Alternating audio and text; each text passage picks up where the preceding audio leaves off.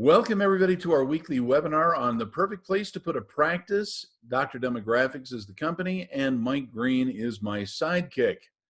He is the guy riding on the Palomino right next to I me. was going to say trusty sidekick. Trusty sidekick. You'll notice Mike has a beard and he's doing that really to spite Well, the start, me.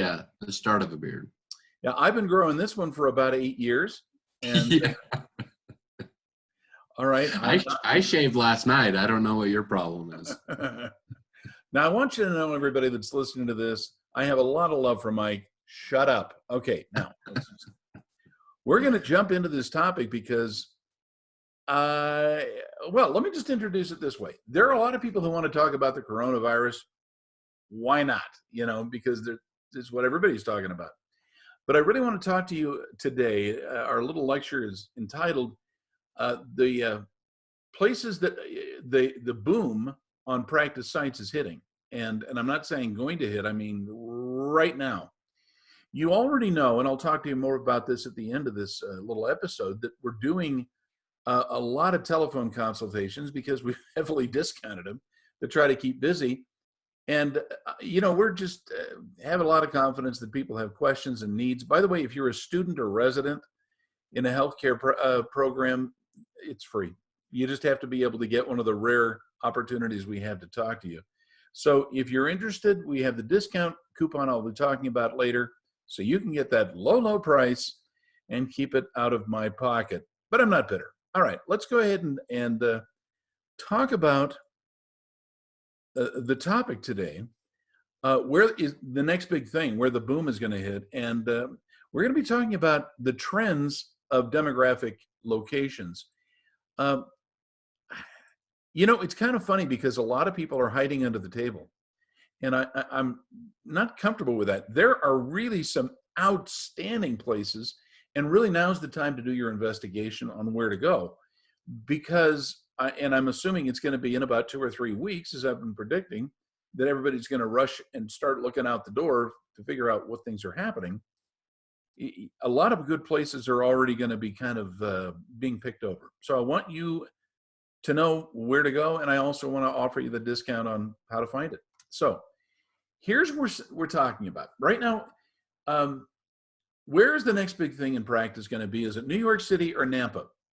And several of you are going, well, I know where New York City is. Where the heck is Nampa? Nampa, Idaho is really a place that's kind of a center of gravity, and I'll explain to you why.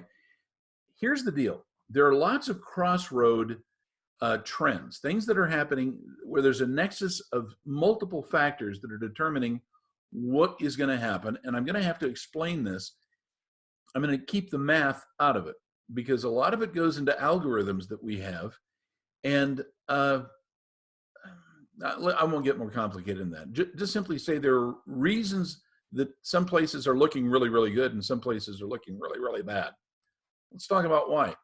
It's the convergent trends that are holding the answer as to where to go. Quite literally, when you have a single trend and you say, well, that's where everybody is going, that's good. But what you really want to find are convergent trends so that the likelihood that something is going to happen is greatly magnified. And I'm talking about by several orders of magnitude. There are locations that we're finding in the United States, and I'll talk about some of them with you today, that are going to matter a lot more to people who are trying to figure out where should I practice. And if there are practices for sale, are they really going to be worth it? So yeah, sorry everybody, I'd worry about the coronavirus and sweat whether we're all going to die. I'd prefer to give you answers on what is really happening. So here's a fact, okay? This is not in dispute. Urban areas are in a long-term decline. It's not a new thing. It's not caused by the pandemic. It's not caused by really a terrible thing that's happened in the urban areas.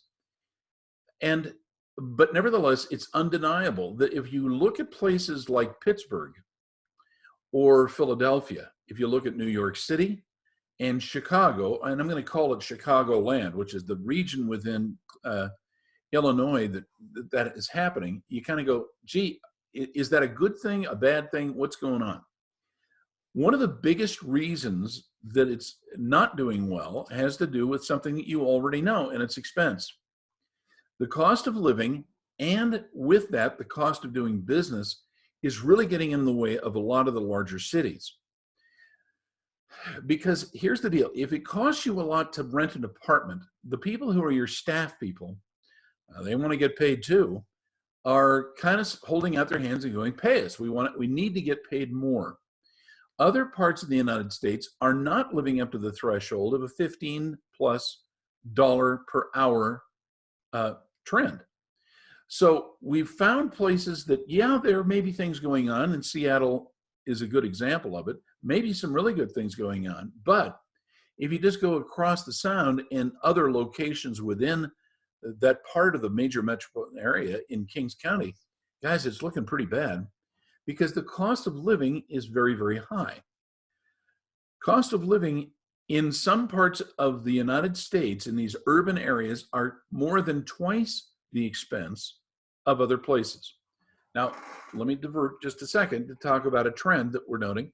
You know that the federal government is going to be giving out money. And a lot of people are saying, ooh, that'd be great. I can put a big deposit down on where I live. The problem is it's the same amount of money no matter where you live in the United States and where you want to practice.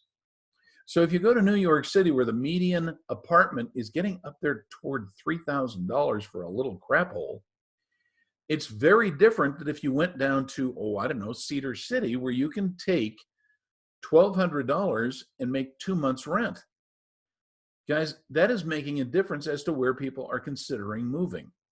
And when they're moving to those locations, it's making a trend that's already existent, and that is the long-term cost of living and the associated increase in salaries.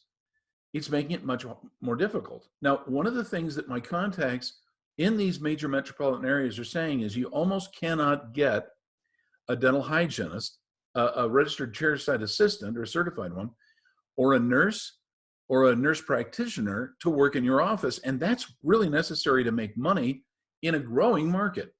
So as people are doing the calculations, my accountant consultant friends are telling me, guys, you can't make money in some of these locations. It's not a matter of wanting to. There's demand, but it's trying to make enough money to be able to support the practice. So when you're looking at a startup, you got to say, gee, how am I going to afford it? Now, one good news trend is the cost of money is going down right now. It's very cheap to borrow because a lot of people are afraid of the market. And as the market goes down, demand kind of goes down, but the cost of borrowing money goes up. But other things are compensating for that. So it's a calculation that we're trying to refigure with all the algorithms of what will work in a given practice. And again, forgive me, I'm going to talk about some of these other locations in a minute. Now, we got two trends going on: the expense, cost of living, and the coronavirus. The bad news is the worst places for the coronavirus, the hot spots that they call them on the news, are the same places where the cost of living are going really skyrocketing high. If you look at some of the, Fox News does this, MSNBC, CSNBC. Anyway, they're all looking at the streets that are empty. All these events have been canceled. Nobody's working. It is being self-reinforcing that nobody can do anything there. The bad news is, if I were to show you what's going on in parts of Utah, it's not like everybody's gathering around. They don't do that. But everybody else is still doing things. They're sheltering in place and having more success. Even small practices are. But as people are renegotiating leases, they're getting deals that are like crazy good.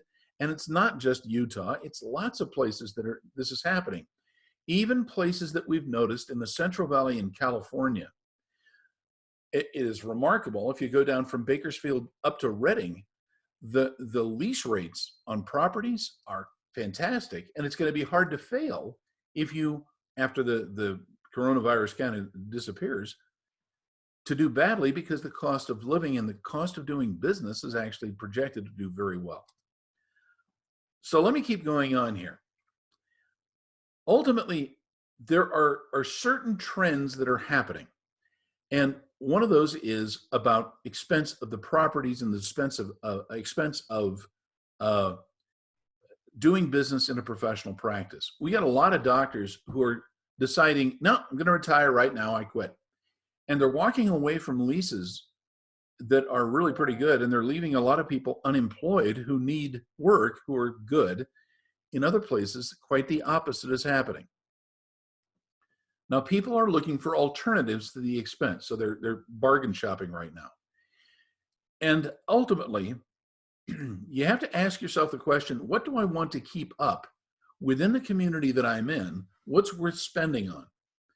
Well, it may be odd to you, but having a good lease is going to be very important, but so is whatever you can do to keep staff working. Now, I know this may sound crazy, but a lot of people are saying, well, this is the time to file, and they've taken all their records and kept their staff being paid. Granted, they may even have lowered what they're paying them, but they're keeping busy and keeping the staff busy. Even though they may be a registered dental hygienist, they're also keeping them so they have the sense that I belong to this office and I'm not looking around.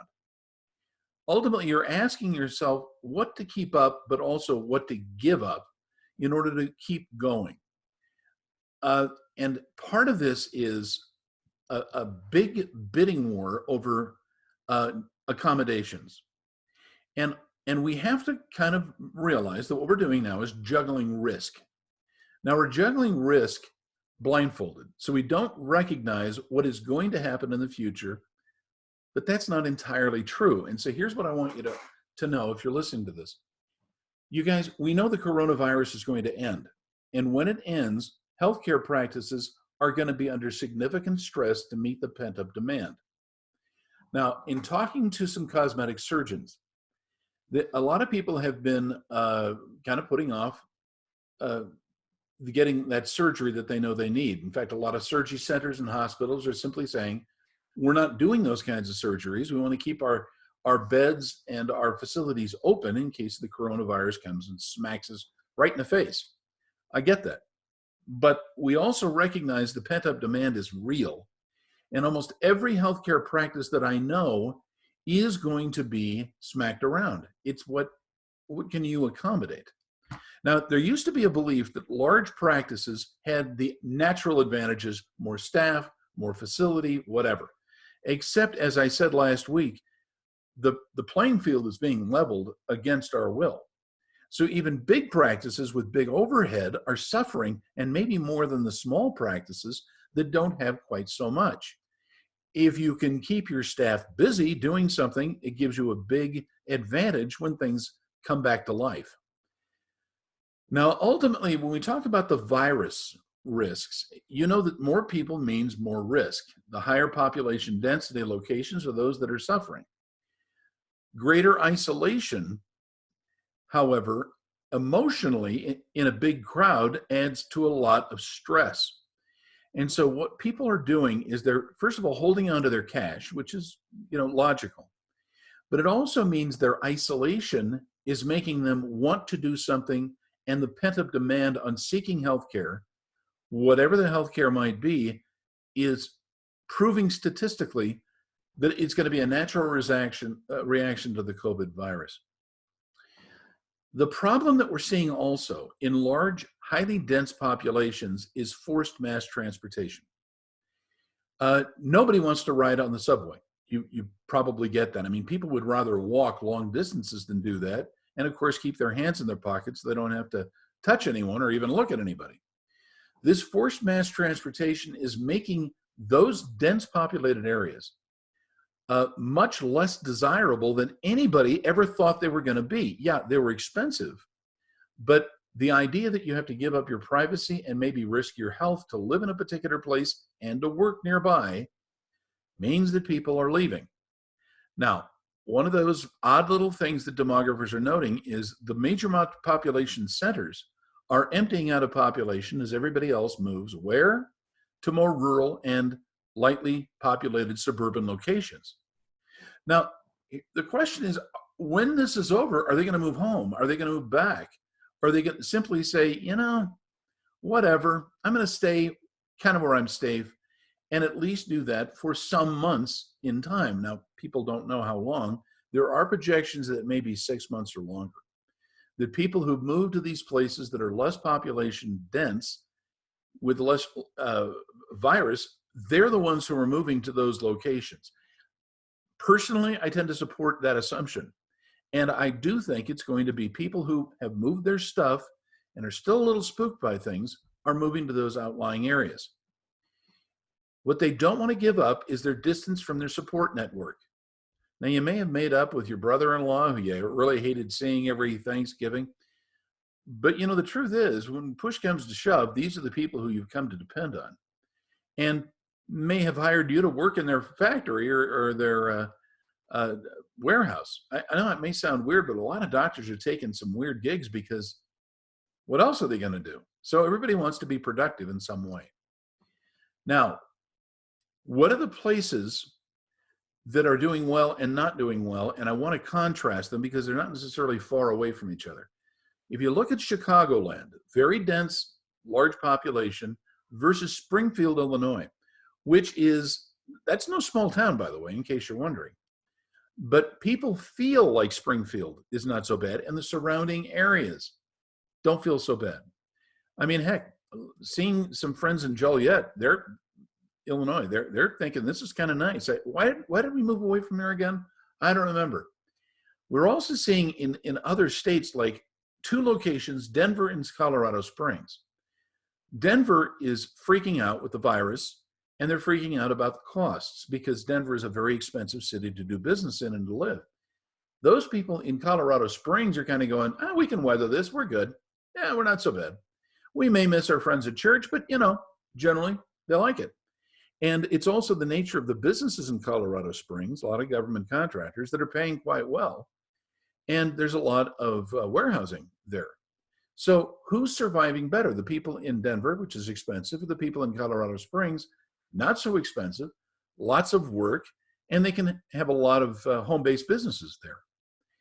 If we look at 2 interesting cities that are not that far away, Los Angeles versus Phoenix, and I'm going to say Mesa, we're looking at Mesa, and Mesa's doing really pretty well as people shelter in place, and they don't feel the risk nor the expense to live in a place like Los Angeles. Now, Los Angeles housing is crazy high. There's a human need that people have to own a home, and that frankly has continued to drive up the costs of housing in Los Angeles. And the people who are running the city are going, that's great, we don't want you here. So move out, that's okay. It means that Los Angeles is becoming a less and less desirable place, even though the virus and the factors of where to live and the expense is still favoring places not so far away like Phoenix, Greater Mesa. And therefore, everybody's kind of wondering, well, if we just lived here, we could play golf all the time. We got friends now. We've moved back home. And so it's creating a new imperative to stay where people are sheltering. Houston is kind of a funny city, okay? Now, Houston continues to grow, believe it or not. People still want to go out there, and the virus isn't really done very much. New Orleans, which is really a very close by major metropolitan area, is suffering. They're suffering because it's kind of how do I say that's a very expensive city with a kind of an interesting lifestyle, and it hasn't done well, nor is it projected to continue to do well. If we're trying to find good examples of what happened before that is having a projection trend on where to put practices and where to live, Houston and New Orleans are really good examples. So while Houston is projected to do very well as soon as this resolves, New Orleans is not. And so more and more people are seeking, how do we get out of town? That's what we're seeing here. The other thing is a town like Raleigh, North Carolina, and Richmond, Virginia, and of course, northern area of DC, that has done very badly. Now, government jobs have paid great during the COVID virus outbreak, and Raleigh has not done well with that. There's not as many jobs that are going to guarantee an income. However, people have larger homes. The cost of those homes is lower in Raleigh, and the expectation is they've kept a lot of people on work to do home-based work in the high-tech sector in Raleigh. Richmond, especially DC, haven't done that well. So as we're looking at other places where the trends are being supported or not supported by the cost of living and also the cost of doing business, and the likelihood that you won't get sick is showing a definite advantage every week as we've done calculations on where people are fleeing and where they're going to. Now, I want to just give you an indication of how these variables work so you'll understand how demographers do calculations. I grew up in Los Angeles, by the way, and my grandparents lived in Las Vegas. And I just want to share with you what happened and why Los Angeles grew. Remember, back in World War II, all these GIs were shipping out to the West Coast, and they'd never been to California. They all of a sudden arrive off a train, and they get there and they go, holy cats, this place is really nice. There's all this land, the San Fernando Valley, the San Gabriel Valley, there was nothing. The Coachella Valley, nothing.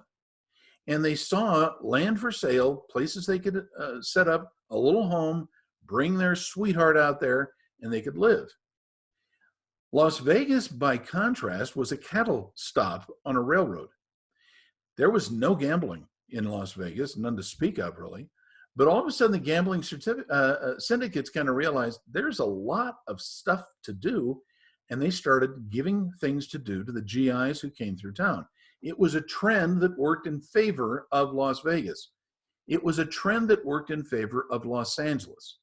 Now, after a while, they reach a critical mass in which there's not as much growth as there was. Las Vegas didn't die, by the way, but if you were to drive through Las Vegas today, it's pretty scary, empty towns, because so much of the economy went to tourism. And that trend worked against them. In Los Angeles, all these nice places to live and all the wonderful weather and the golf course. Guys, you can't really make it in Los Angeles. It was like during the Olympics when they were running the marathon on the freeway. It really is scary. If you look at Chicagoland, remember the disaster that saved Chicago was the fire. The Great Chicago Fire burned everything except for the water tower. When they rebuilt, Chicago was built in a very short period of time with lots and lots of money and housing and office space that was desirable in Chicagoland grew up very quickly. So the disaster that was World War II and the disaster that was the big fire accounted for the growth in Chicagoland. In upstate New York, they had a major flood. And eventually, the Erie Canal, somebody thought, if we could just put through a waterway that could control the water, but also provide very inexpensive transportation from the manufacturing in the Midwest and the consuming markets that were in the South along the Mississippi and in the East Coast, well, my gosh, this is fantastic. And so the Erie Canal became a good idea, expensive as can be, but it created a demand and an access to the markets that this disaster, which was a flood, brought with it. The same thing happened in Florida. Now remember, Florida has always had nice weather, and it became a big place for the fruit industry. Not just citrus, but all kinds of fruit, and sugar cane and other factors. But it really didn't grow that much until emancipation came along and the Great Civil War, which really destroyed Florida's economy. It made them change. It made the Black population, who before had been terribly abused, want to come back. And by the way, eventually the Florida residents, as the emancipation came along, fed all the factories and the warehouses in Chicago. Meatpacking became practical because of all the people who could do the work, which was primarily manual labor, up in the Chicagoland area. It was a disaster. Trust me, everything was terrible in Florida for a long time until the big, terrible thing happened. In Houston, remember, Houston is right now big, and a lot of East Texas is growing because of Katrina. Now, Katrina was that big storm, and it did terrible things to New Orleans. So the federal government set up temporary housing in Houston, brought people in, and they kind of went, I like it here.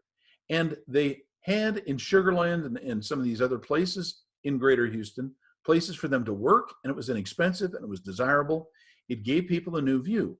Now, what I'm bringing up to you, showing how these variables hit these population centers, the question comes back to, how is the pandemic going to change the United States? How is the increase in housing going to change the United States? Because here's the deal, people vote with their feet. And right now they're voting with their feet in pretty big numbers. Now, here's what I'm going to tell you that a lot of people aren't thinking about. Just because your practice may not be doing great right now, and you may be looking for staff and you may be looking for an office, but here's the deal. When it ends, where are all the chips going to fall? Who's going to find an empty chair when you're playing a game of musical chairs? And right now, the places that have had disasters don't necessarily look so bad in the long run. We're not playing the game of practice site selection based on yesterday's history, nor even today's. We're looking at what's going to happen in the near future. Now, ultimately, if we talk about New York City versus Nampa, which is Idaho, which has the greater chance of success? Now, here's what happened. New York City grew up, has always been powerful, and is not going to leave that. Are new families going to move there? The answer is likely not. Are people going to go out to Idaho, where the coronavirus has been almost non-existent, and a lot of rich people had gone back to their mansions in Idaho to do fishing and hunting? And I'm telling you, a lot of people are heading out that way. Yes, New York will continue for media, finance, entertainment, and corporations. Nampa, however, is adding to one kind of a thing right now. And Mike, here's where I'm going to get your input. Isn't it true that with people going and living in home, sheltering in place, bringing their practices nearer to the house, it's decentralized communications via technology? I mean, are you doing that? Are you talking to friends online a lot more? Well, it's interesting. I was just talking to a doctor friend of mine. He's a doctor here in a small Cedar City town, and he works for the large healthcare corporation that basically controls almost all healthcare here in Utah. And they have just come out that they're going to reduce pay, for doctors and staff and that kind of thing. And we were talking about how much telemedicine has made an increase in the last, it's probably come further in the last 30 days than it has in the last 3 years. Mm-hmm. I mean, it's just incredible. And you're right, that decentralization not only is happening to most people socially, but it's also happening to many practices. And not that I believe that all healthcare is going to go, because healthcare is a person-to-person business. Always has been, always will be to some degree, right? It used to be that the doctor would have his little bag and he would go house to house and that kind of a thing. Now we're in a system where we go to the practices. And I don't think we'll be at either extreme, but I do believe that the longer that this period goes on, the more potential we have for our norms, our social norms, our professional norms to be changed a little bit. And so I think the point that you're making, and I think you make it very, very well and very clearly, is that now is a time to be open to recognizing opportunities, because this time will create new opportunities. Now, that may scare some. That may make people feel a little uneasy. They thought that they were just going to take over grandpa's practice and things were going to be the same as it has for him for the last 50 years. And the truth is that's probably not going to be the case. But you may have a doctor that lives in Nampa that may be treating somebody that lives in New York City. You know what I mean? And that probably wouldn't have happened before. And so it won't be to that extreme, I understand, but it's going to create new opportunities because of that decentralization that's happening with communication. It's changing the wiring that in people's brains of the way that they communicate. As an example, my wife was just telling me last night that she actually has spoken with more friends, more family in the last couple of weeks than she has for the last couple years. And, we're pretty introverted. We're not super social people, and she would be included in that. But because people have changed it, well, I guess if I'm going to talk to somebody, it's going to be through text or it's going to be through a video call. That has created a new opportunity. And I think in that same vein, that's happening for professional practices as well. It's a great opportunity to reach out and communicate with your patients, your existing patients, for those doctors that are already there. Great opportunity to speak with them, communicate them in a way you have not done up to this point. Well, I agree with you, by the way. I don't think healthcare is going to be as revolutionized because you can't treat people at great distance. Typically, Yeah, always going to be a have to talk to them and have them. And yes, it's always nice to have the idea that I can diagnose from long distance, but it's the treating of people and talking to people that will still matter. Yeah. But what the impact is of where people are going, which are going to be pulling practices, doctors specifically, into new locations, that's the impact for healthcare. Absolutely, yeah. And I just think people are not going to feel quite as isolated moving to a secondary city than they did before. And so someone may actually come down to Cedar City, Mike. Yeah. Well, and I know you're joking, but the truth is, the real estate agents here know that. I mean, they are seeing that already, because there are a lot of people that do want to get out of the population centers and move to a place like Cedar City, whereas they wouldn't have before because we don't have a Costco, because we don't have some of these places. But they are now, because, you know, Amazon Prime is more prevalent. You know, a lot of these things they can still get, but they can get it from a distance. That's right. So Amazon, by the way, has been one of those factors. So have other communications things. So I wish we had more time to go into it, but we may have to carry this on to next week, where we're talking about market forces that are influencing on where to put practices. Yeah. And that's kind of what I want our clients to realize. It may make a difference of only a couple of miles, but I believe that it's actually going to be more distance that people will change where they live and where they are able to work that will affect the doctors, and where they will want to put practices and purchase existing offices. So we'll do that. Here's a quick offer that we have. If you happen to be a student or resident, we're doing some free consultations. Please write to me at scott@scottmcdonald.org, right at the bottom, and I'll send you a link and a schedule of when we have times available for you. Also, everybody else, guys, if you would like a free telephone consultation to talk about the implications of location on your existing practice, we are doing a big discount, and the discount code is TELE 2020. It'll save you $50, which for a $225 service is kind of a lot, you know, but that expires on May 15th. If you want to get in on it, we are happy to give you what data we're seeing on locations. Now, if you're thinking about moving, or you've already moved, or you're considering how do I promote the practice in a new site, this is a perfect opportunity for you to do this at a very low risk, low way to get research that is specific to you. So anyway, Mike, thank you for your time. I want to let everybody go, and we'll do this next week. Take care.